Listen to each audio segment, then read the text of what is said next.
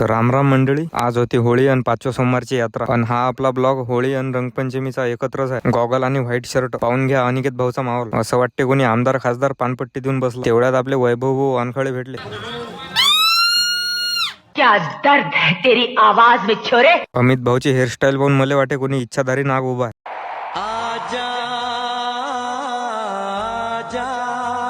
योगायोग दर्शनचं बी दर्शन झालं, सोबत सचिनचं बी झालं. यातल्या एका जणांना तोंडाले बांधलेलं होतं आणि एक जण दरवाजा लावत जाय. मला तर जरा गडबडच वाटली. संध्याकाळी होळी पेटवायचा प्लॅन झाला. यानं चाकोल्याचा हार दिला आणून. आमच्या गँगनं झटपट सामान आणून झटपट तयारी केली. पूजा गिजा करून होळी पेटून दिली.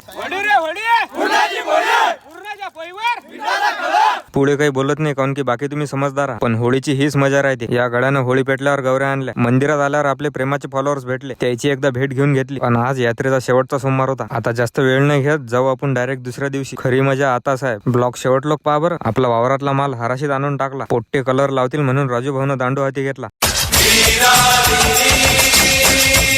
ही गँग काही आतंकवाद्यापेक्षा कमी नाही. दिसला की डायरेक्ट फायरिंगच आहे. किरण भाऊले पाहून मला बाबा इलायचीची आठवण आली. हे पाहून घ्या हमला किती खतरनाक आहे. तेवढं करून मी यशचा शूट करायला आलो. चांगला शूट यासाठी यशनं लय मेहनत घेतली. समोर पाहतो तो काय माया भाऊ अचानक पाण्यातून प्रकट झाला. वो अलग ही लेवल का बंदा था. संध्याकाळ झाली आणि हे 5 पांडव त्याच्या घरी चालले होते. शूट कम्प्लीट करून आम्ही घरी निघलो. तुमचा भाऊ पाहून घ्या कसा दिसते.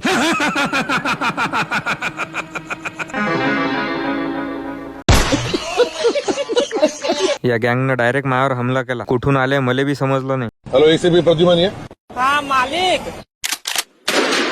यायनं मग अवतारच असा केलता की गल्लीतले लेकरं मले पाहून भ्यालेच लागले. यायनं एकमेकाला एवढं रंगवलं की यायचे आई बाबा यायले ओळखतात का नाही काय माहिती. चला मग आजच्यासाठी एवढं. भेटू पुढच्या व्हिडिओ. ते लोक तुम्ही फॉलो घ्या करून. आणि आपले आता लवकर 3000 फॉलोअर कंप्लीट होणार आहेत. फॉलोचं बटन दाबून तेवढं सहकार्य करा.